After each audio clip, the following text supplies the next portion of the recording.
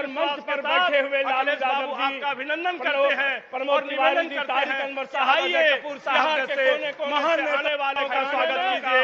अखिलेश बाबू जिंदाबाद जिंदाबाद। और मंच पर बैठे हुए लालू यादव जी, आपका अभिनंदन करते हैं, प्रमोद तिवारी जी, तारिक अनवर साहब, अजय कपूर साहब जैसे महान आने वाले का स्वागत कीजिए। अखिलेश बाबू जिंदाबाद जिंदाबाद। और मंच पर बिहार बैठे के हुए लालू प्रथम मुख्यमंत्री, इस देश के जाने माने स्वतंत्रता सेनानी डॉक्टर श्री कृष्ण सिंह जी की 136वीं जयंती समारोह में उपस्थित राष्ट्रीय जनता दल के राष्ट्रीय अध्यक्ष, इस देश में गरीब गुरबों के नेता, हम सभी के मार्गदर्शक परम आदरणीय लालू प्रसाद यादव जी, राज्यसभा में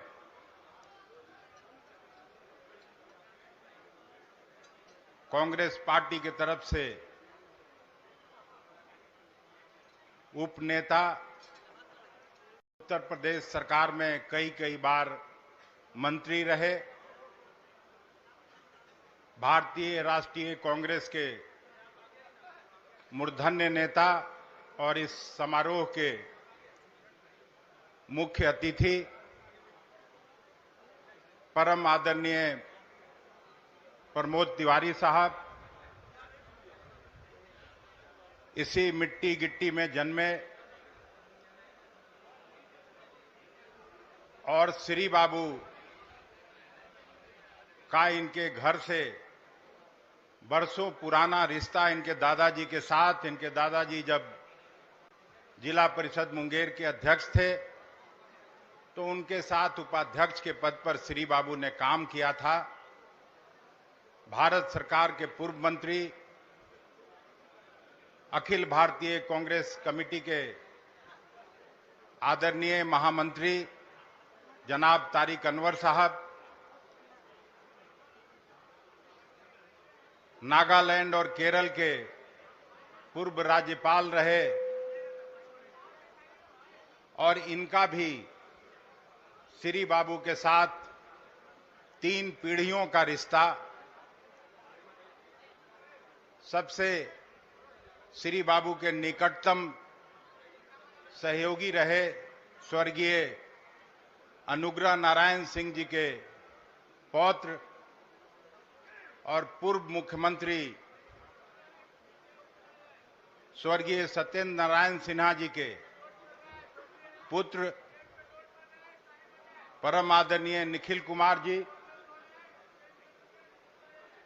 बिहार विधानमंडल दल के नेता डॉक्टर शकील खान साहब, विधान परिषद में कांग्रेस पार्टी के नेता पूर्व अध्यक्ष आदरणीय मदन मोहन झा साहब, बिहार कांग्रेस के पूर्व अध्यक्ष आदरणीय अनिल शर्मा जी, आदरणीय कृपा नाथ पाठक जी, मंच पर बैठे आदरणीय नरेंद्र बाबू, बिहार सरकार के सम्मानित मंत्री अफाक साहब, बिहार सरकार के सम्मानित मंत्री मुरारी जी,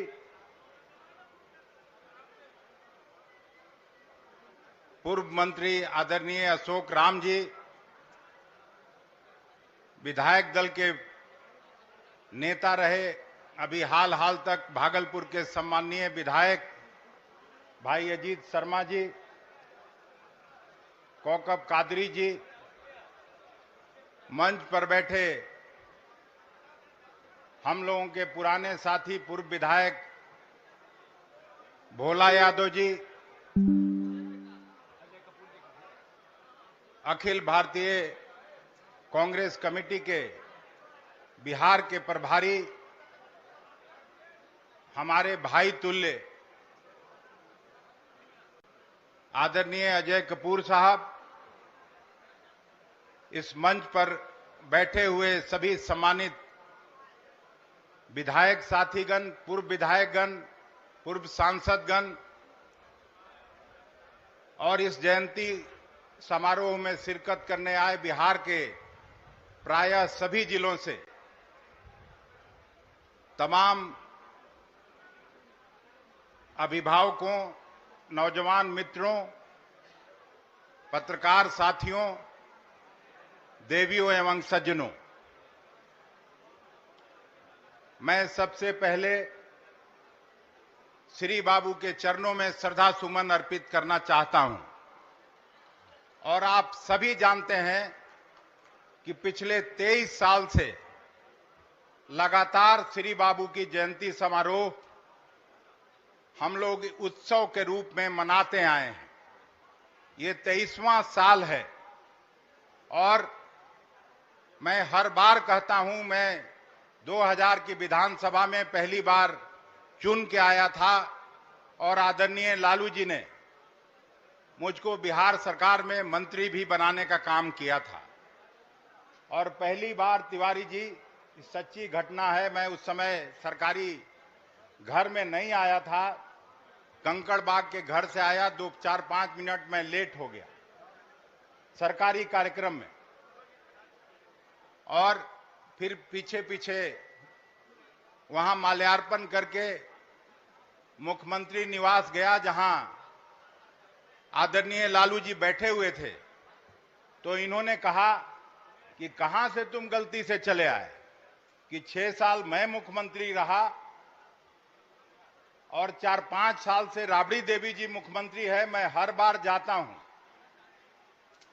मैं पति पत्नी के अलावा केवल 2 लोग, स्वर्गीय राधानंदन झा जी और स्वर्गीय एलपी शाही जी, यही 2 आदमी श्री बाबू के जयंती समारोह में आते हैं। और तुम्हारे बिरादरी का लोग श्री बाबू का बखान जरूर करता है, लेकिन जयंती में भी उनको याद नहीं करता। और उस दिन से, इनके कहने से, मैंने श्री बाबू का जयंती समारोह मनाना प्रारंभ किया। गांव-गांव जाके, हर जिले में जाके न्योता देता हूं और समारोह पूर्वक, उत्सव पूर्वक हम लोग अपने महान पुरखे का जयंती समारोह आयोजित करने का काम करते रहे। इस बार जब इनका स्वास्थ्य थोड़ा ठीक था तो मैंने आग्रह किया कि आप ही ने शुरू कराया था और शुरू में हर बार आप आते थे। तो इन्होंने पूछा कि किसको और बुलाए हो, हमको किसी को बुलाने की जरूरत नहीं है, आप आ जाइए, हम लोग फिर से श्री बाबू को मिलजुल के याद करेंगे, उनके व्यक्तित्व कृतित्व को फिर से हम लोग जगाने का काम करेंगे। इस अवसर पर आप उम्मीद करते होंगे कि हम श्री बाबू के व्यक्तित्व और कृतित्व के बारे में कुछ कहें। मैं जब बड़ा हुआ और विश्वविद्यालय में पढ़ने आया, उन दिनों से मैं लगातार उनके लिखे गए लेखों को पढ़ता था। विधानसभा में जो उन्होंने भाषण किया था उसको मैं पढ़ने का काम करता था और उसमें मैंने यही देखा। अभी रास्ते में प्रमोद तिवारी जी पूछ रहे थे तो इनको भी मैं कहा कि जब श्री बाबू का मुख्यमंत्रित्व काल था तो Bihar was the best administrated state in the country. ये मैं नहीं कह रहा हूं, उस समय के तत्कालीन गृह मंत्री स्वर्गीय सरदार वल्लभ भाई पटेल ने मुख्यमंत्रियों के सम्मेलन में कहा था। और पहली पंचवर्षीय योजना, दूसरी पंचवर्षीय योजना में जब तक श्री बाबू मुख्यमंत्री रहे तो पब्लिक सेक्टर इन्वेस्टमेंट जितना बिहार में हुआ उस समय शायद किसी स्टेट में नहीं हुआ। चाहे वो बोकारो का स्टील का कारखाना हो, हटिया का कारखाना हो, बरौनी का कारखाना हो, या सिंचाई का काम हुआ हो, या एजुकेशन में जो जगजीवन बाबू के नाम पर इंस्टीट्यूट है, जायसवाल इंस्टीट्यूट है, एन सिन्हा इंस्टीट्यूट है, सभी क्षेत्रों में उन्होंने काम किया। और मुझे अच्छी तरह से याद है कि उस समय प्रायः नॉर्थ बिहार के सभी जिलों में चीनी मिल स्थापित हुआ और उनके रिजिम में अकेले बिहार शायद दूसरा राज्य था पूरे देश में जो 27% चीनी पैदा करता था। आज चीनी मिल सब बंद पड़े हैं। ऐसे कितने एग्जाम्पल होंगे। हम सभी आज सामाजिक न्याय की गुहार लगाते हैं, लेकिन श्री बाबू के हुकूमत में जब उस समय के तत्कालीन चीफ सेक्रेटरी और डीजी साहब ने हाथ खड़ा कर दिया, जब वो चाहते थे कि देवघर के मंदिर में दलितों का भी प्रवेश हो और वहां के पंडा लोग जब उनको जाने नहीं देते थे, उस समय उन्होंने अपने मुख्य सचिव को कहा कि मैं फलां दिन आता हूं और उस दिन मैं खुद प्रवेश कराऊंगा, मैं देखता हूं कि ये पंडालों का क्या तांडव है। और उन्होंने जाके खुद दलित भाइयों को प्रवेश कराने का काम किया था। आप सभी जानते हैं, यहां से बहुसंख्यक लोग हम लोग बैठे हैं। अजीत शर्मा भी उस समय के बड़े जमींदार थे और जमींदारी ज्यादातर उनके बिरादरी के लोगों के हाथ में थी। लेकिन जब बिहार के हित का फैसला लेने की बारी थी तो श्री बाबू को 2 मिनट नहीं लगा। जमींदारी उन्मूलन का एक्ट उन्होंने बिहार विधानसभा में पास कराने का काम किया और जमींदारों के चंगुल से छोटे काश्तकारों को मुक्त कराने का काम किया। यह श्री बाबू का व्यक्तित्व था। एक और बड़ी घटना मुझे याद है कि जब बिहार का बंटवारा हो रहा था बंगाल से उड़ीसा से, उस समय बंगाल के जो बीसी राय साहब चीफ मिनिस्टर थे, उन्हीं के कद के या उनसे बड़े नेता थे और नेहरू जी के प्रधानमंत्रित्व काल में नेहरू जी के सामने जब यही किशनगंज और चाईबासा को बंगाल लेने की जिद कर रहा था, उन्होंने सीमा आयोग के सामने कहा कि नेहरू जी, जनता कोई शतरंज की गोटी नहीं कि आप इधर से उधर करिएगा और बिहार का लोग मान जाएगा। और अंत में सीमा आयोग को उनकी बात माननी पड़ी और आज किशनगंज और चाईबासा अब तो चला गया झारखंड में, लेकिन उस समय बिहार का हिस्सा बना। तो ऐसा विजन था श्री बाबू में, ऐसी शक्ति थी उनमें कि पूरे बिहार के सब लोगों को लेके और एक साथ चलते थे।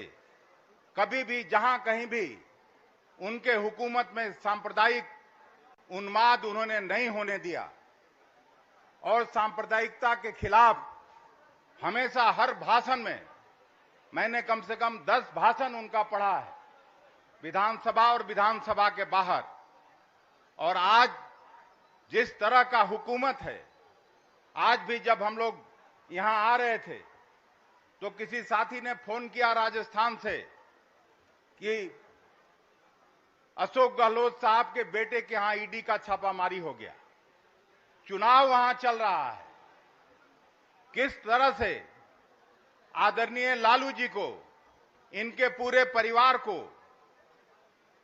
प्रताड़ित करने का काम हुआ, क्योंकि ये उनके सांप्रदायिक एजेंडा को बिहार में लागू नहीं होने देना चाहते थे। और मुझे पक्का भरोसा है कि लालू जी का अगर स्वास्थ्य ठीक है तो निश्चित रूप से जो इंडिया गठबंधन है, बिहार में उनका खाता मोदी जी का नहीं खुलेगा, ये मुझे विश्वास है, मैं जानता हूं। और नहीं, अभी जिंदाबाद तो, अरे हम इतना भाषण थोड़े देते हैं, भाषण भुला जाएंगे यार। हम अंत में आदरणीय लालू जी का और आदरणीय प्रमोद तिवारी जी का अजय कपूर साहब का हृदय से आभार प्रकट करते हैं कि आप श्री बाबू के 136वीं जयंती समारोह में आए। कांग्रेस पार्टी और इस ऐतिहासिक सदाकत आश्रम में उनके जयंती समारोह में शिरकत किए। हम हृदय से आपको बधाई देते हैं, शुभकामनाएं देते हैं और ये उम्मीद करते हैं कांग्रेस पार्टी का एक एक कार्यकर्ता इस लड़ाई में आपके साथ है और आप जब आगे चल दीजिएगा तो मुझे आपकी ताकत का अंदाजा है। उसमें मोदी जी को कोई जगह नहीं मिलेगी बिहार में। इसी उम्मीद के साथ मैं पुनः इस जयंती समारोह में आए हुए आप सभी साथियों का खैर मकदम करता हूं, स्वागत करता हूं और बधाई देता हूं कि आप ही के ताकत के बल पर ये जयंती समारोह हर साल उत्साह के रूप में मनाया जाता रहा है। फिर से आपको बहुत बहुत धन्यवाद। जय हिंद, जय भारत, जय श्री बाबू अमर रहे।